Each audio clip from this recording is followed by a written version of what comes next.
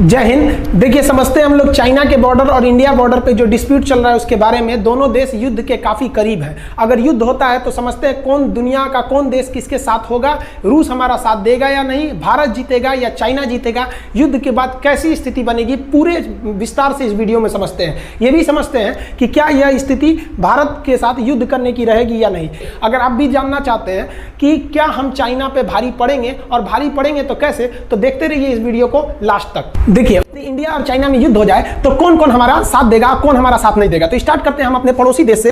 अगर भारत के पड़ोसियों में देखेंगे तो सबसे पहले स्टार्ट करते हैं हम लोग नेपाल से। आपको पता होना चाहिए, नेपाल ने पहले ही स्पष्ट कर दिया है कि चाइना और भारत के युद्ध की स्थिति में नेपाल किसी की ओर से नहीं रहेगा, तटस्थ रहेगा, वो इसमें बीच में नहीं आएगा। अब दूसरे नंबर पर हम देखते हैं भूटान को। भूटान तो हमारे ही तरह से, एक तरह से समझिए कि हमारा एकदम सबसे मित्र राष्ट्र में आता है। भूटान की रक्षा खुद भारत करता है। भूटान की जमीन डोकालाम को कब्जा करने चीन जा रहा था, भारत उसके खिलाफ उस पर कड़ा रुख ले लिया। बांग्लादेश की अगर बात करेंगे तो जब तक बांग्लादेश में शेख हसीना वहां की प्रधानमंत्री है, तब तक बांग्लादेश भारत का साथ 100% देगा। और यह भी कह सकते हैं कि यदि युद्ध की स्थिति में भारतीय सैनिकों को इधर जाने में दिक्कत हुआ तो बांग्लादेश अपनी भी भूमि को और अपने हवाई क्षेत्र को भी भारतीय वायुसेना को कहेगा कि आप यहां से भी जा सकते हैं, क्योंकि चाइना चाहेगा कि इंडिया को दोनों ओर पे युद्ध पर उलझा सके। तो ये इस एरिया से हम लोग को कोई दिक्कत नहीं है। अब श्रीलंका को देखते हैं तो श्रीलंका और मालदीव के रिश्ते अब चाइना से वैसे नहीं है, क्योंकि श्रीलंका के लोगों को समझ में आ गया है कि चाइना ने जो यहाँ इन्वेस्टमेंट किया था केवल उनको अपना आर्थिक गुलाम बनाने के लिए। श्रीलंका ने अपना जो निचला बंदरगाह दिया था हम्बनटोटा, वो चाइना को केवल और केवल व्यापार के लिए दिया है, युद्ध के लिए नहीं दिया। इसलिए चाइना यहां से भी चाइना कुछ नहीं कर सकता है और ना ही मालदीव से।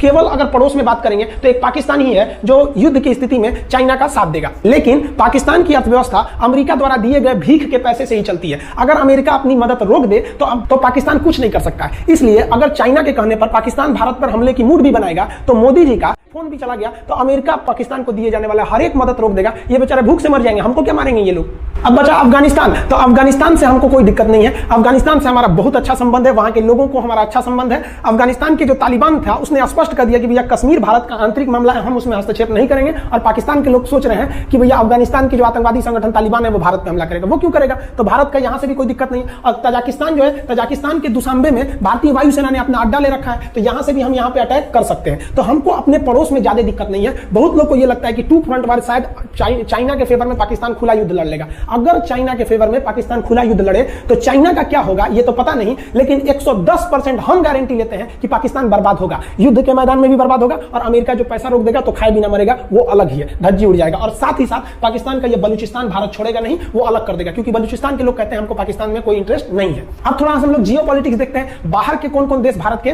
साथ आएंगे। देखिए, एशिया में चाइना का केवल 2 दोस्त है। कौन कौन दोस्त है भैया, एक ये इनका पाकिस्तान, ये इनका दोस्त है पाकिस्तान, दोस्त नहीं कहिए, इनको गुलाम कहिए, चाइना का गुलाम है। और एक इधर है नॉर्थ कोरिया, पगला, अभी पता नहीं जिंदा है कि मर गया पता ही नहीं चल रहा है, ऑफिशियली कोई न्यूज ही नहीं आ रही है, किम जोंग की। तो यही इनका साथ देंगे। अब ध्यान देखिए, ये है साउथ चाइना सी। चाइना इस पूरे साउथ चाइना सी को कब्जा करना चाहता है, इसलिए उसका इंडोनेशिया से झगड़ा है। Malaysia, Indonesia, Taiwan, Vietnam, Philippines, सबसे इसका झगड़ा चल रहा है। यानी ये लोग साथ देंगे नहीं चाइना का इस कंडीशन में यहाँ पर। इसलिए भारतीय पानी वाली जहाजें, एयरफोर्स यहां से भी एंट्री कर सकती है और ये लोग इनको कोई भी इंफॉर्मेशन नहीं देंगे। अब देखते हैं यहाँ पर जापान से सेनकाकू यानी दुआऊ द्वीप को लेकर विवाद चल रहा है। जापान इनका साथ देने वाला नहीं है। दक्षिणी कोरिया से तो विवाद इनका इधर ही से ही है, तो भारत को इधर से भी सपोर्ट मिलते हैं। सपोर्ट का मतलब ये नहीं कि वो हमारे फेवर में युद्ध लड़ने ही चले आए, वो हमको डिप्लोमेटिक सपोर्ट भी देंगे अंतरराष्ट्रीय मंच पर, तो भी बहुत बड़ा है। लेकिन अभी सबसे बड़ा मुद्दा आता है रूस का। रूस किसके साथ देगा, ध्यान से देखिए। चीन के मामले में और भारत के मामले में ध्यान से समझिए, रूस का भारत और चीन दोनों से एक जैसा संबंध है।